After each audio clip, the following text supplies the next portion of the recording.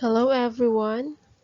Now let's proceed to the next topic under language forms, which is the language contact and multilingualism.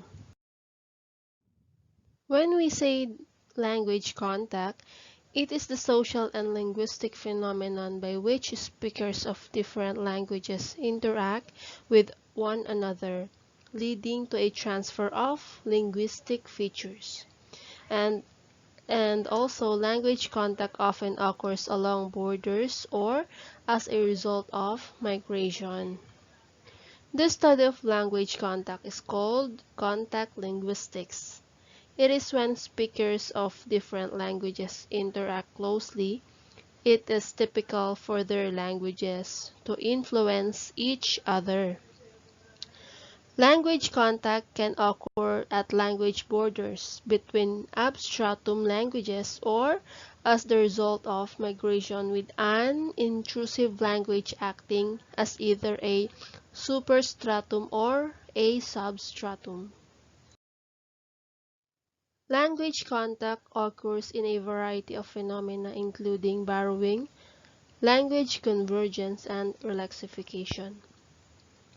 Borrowing or loan word is a word adopted from one language and incorporated into another language without translation. This is in contrast to cognates, which are words in two or more languages that are similar because they share in an etymological origin, and calques, which involves translation. Language convergence is a type of linguistic change in which languages come to structurally resemble one another. As a result of prolonged language contact and mutual interference, regardless of whether those languages belong to the same language family or stem from a common genealogical phono-language, in contrast to other contract-induced language changes like creolization or the formation of mixed languages. Convergence refers to a mutual process that results in changes in all the languages involved.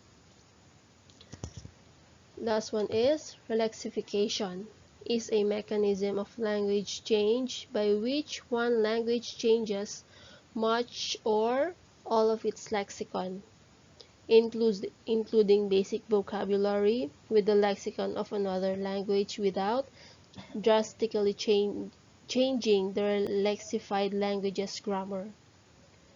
The term is principally used to describe pidgins, creoles, and mixed languages. Next is the linguistic outcomes, which is the pidgin language and the creole language.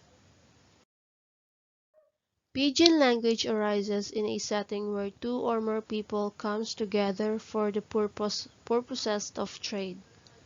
If the traders do not share a common language for communication, they might create a simplified yet distinct language, a pidgin, to help facilitate trading. Euler 1996 defined pidgin as a variety of language which developed for some practical purpose, such as trading among groups of people who had a lot of contact but who did not know each other's language. Here are some of the characteristics of the pidgin language. The first one is the process of creating a new variety out of two or more existing ones. Second, trade language. Third, practical and immediate purpose of communication. Fourth, it has no native speakers. Fifth, spoken by millions as means of communication. And the last one is the syntax and phonology similar, morphology is left out. The second linguistic outcomes is the Creole language. Creole language, or simply Creole, is a stable, natural language that develops from the simplifying and mixing of different languages into a new one within a fairly brief period of time. Often a pidgin evolved into a full-fledged language. While the concept is similar to that of a mixed or hybrid language, Creoles are often characterized by a tendency to systematize their inherited grammar.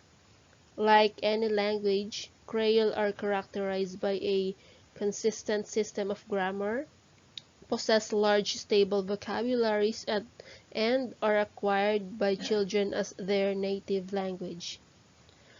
Creole language arises in situations where the speakers in contact are in need of a common primary means of communication. For a wide range of communication purposes, not just facilitation of trade, plantation setting on the Caribbean island and in the southern United States.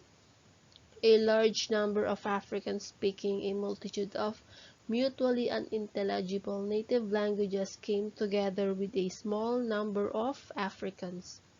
This situation created the need for a common means of communication among the Africans as well as between the African and Europeans.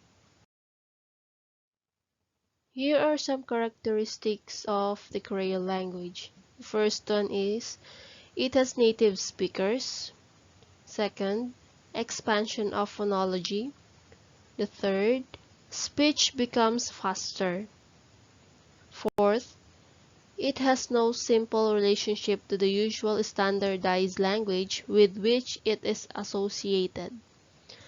The last one, the speakers may feel the way they speak something less than normal languages. People who speak several languages are also called polyglots.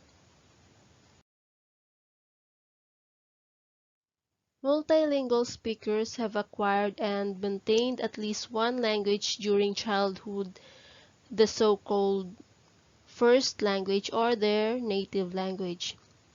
Vivian Cook, 1992, has argued that most multilingual speakers fall somewhere between minimal and maximal definitions. When we say minimal, the knowledge of basic grammar and basic communication skills of a speaker, and maximal, comparing competence and mastery of a native speaker.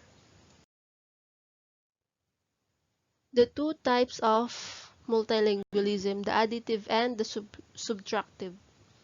Additive learning of second language does not interfere with first language.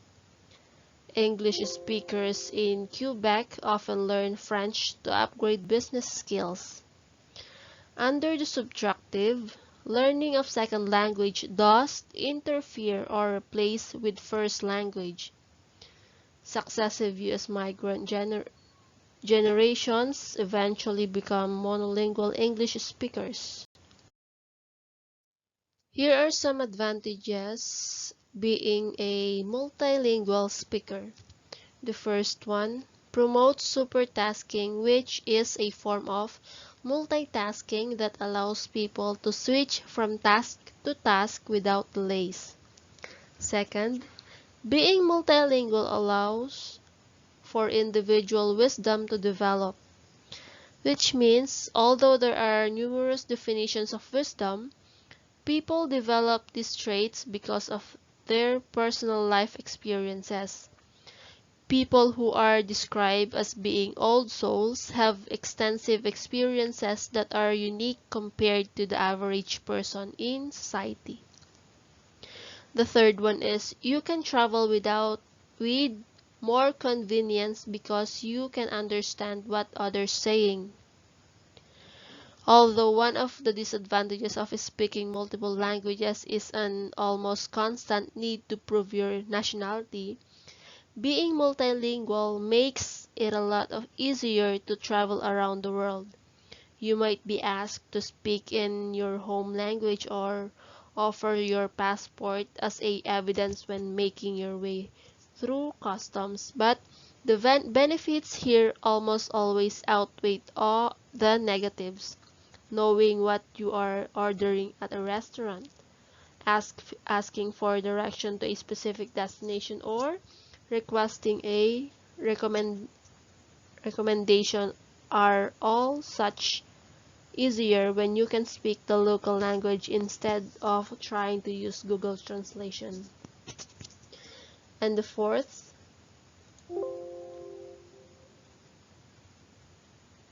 the brain benefits from multiple positive cognitive benefits. When you are multilingual, then it is not only your working memory that improves as you pursue each new secondary language. Your overall attention span improves when compared to those who can only speak one language.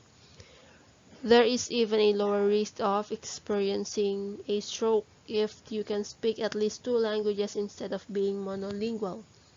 These advantages can occur very clearly in life as well, with children as young as 7 months having the capacity to adjust to changes in their environment better.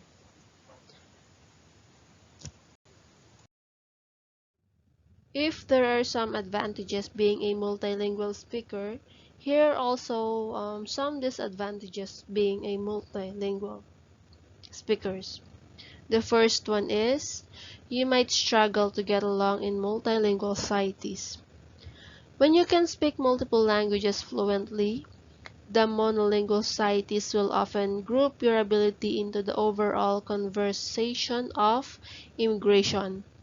Some people see the effort to speak multiple languages as a desire to create open border in their country so they can oppose any effort to speak anything other than the first language.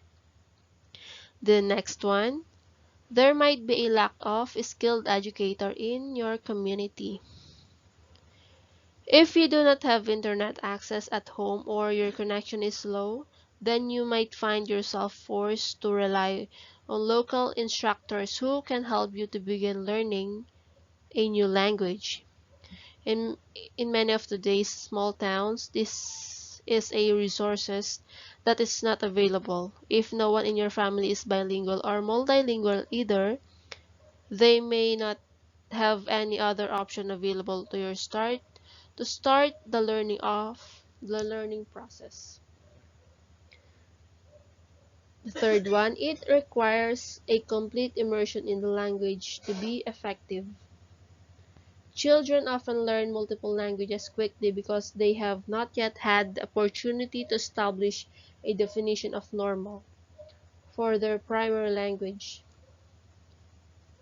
As people get older, their routines and language habits makes it challenging to obtain a complete immersion in a second language. The third one, studying new languages can shift the focus of the students. When multilingual schools use different languages for instruction throughout the day, then the priority becomes how fluent students are in each one instead of focusing on their core subjects, core subject matter.